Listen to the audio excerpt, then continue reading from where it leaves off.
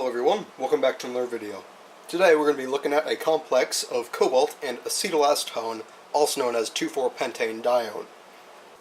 Materials required are 10 milliliters of acetylacetone, 5 milliliters of 35% hydrogen peroxide, and 10 milliliters of distilled water, which when mixed together will make roughly 15 milliliters of about a 10% solution of hydrogen peroxide, maybe a little higher, and finally 1.25 grams of cobalt-2 carbonate. Alright, let's get to it. Okay, so the first step is making the hydrogen peroxide solution. To do that, we just mix concentrated hydrogen peroxide with distilled water to make a more dilute solution. I'm going to stir to dissolve. Alright, once that's all dissolved, you can go ahead and set it off to the side where we won't need it for probably another good few minutes.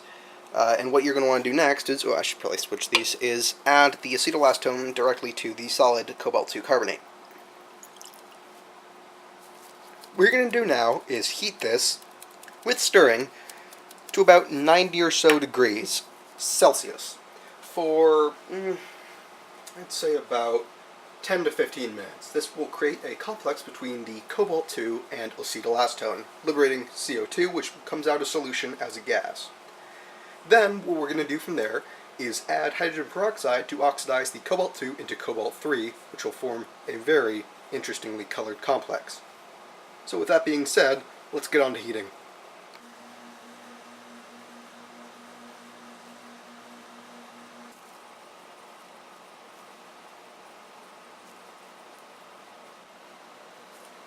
Once the mixture has reached this temperature, you can go ahead and start very slowly adding your dilute hydrogen peroxide solution.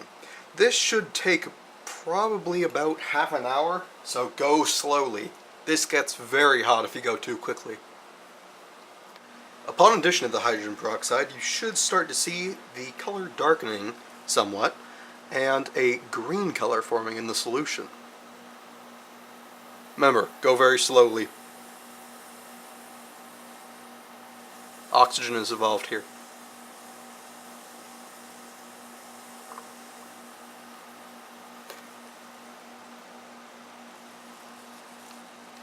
As you can start to see, there is a green color forming. That is the color of the cobalt-3 acetylacetone complex. Very interesting for a cobalt compound being green.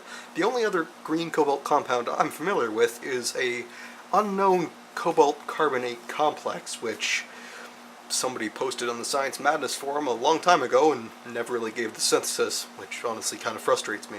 But anyways, at least I have one to show now, which is green.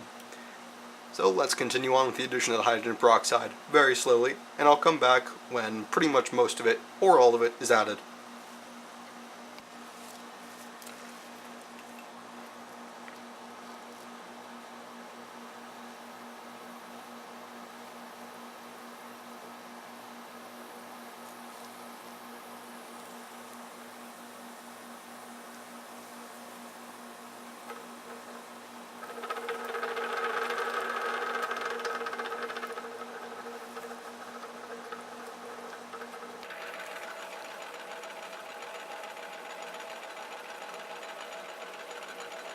Now what we're going to do is continue to heat and stir for 15 more minutes.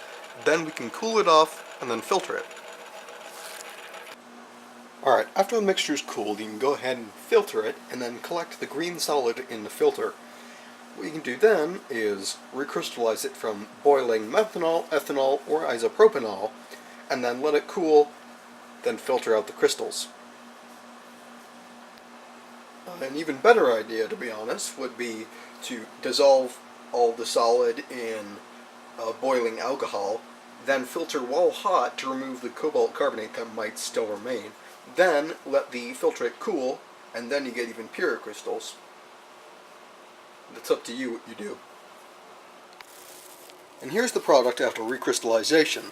It looks black on camera, but I assure you it's a very, very, very, very dark green. Very interesting, like I said before, for a cobalt compound to be green.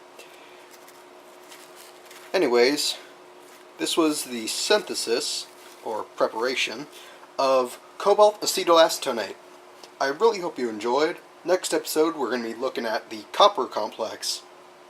You can like if you enjoyed the video, subscribe if you want to, and I'll see you guys next time.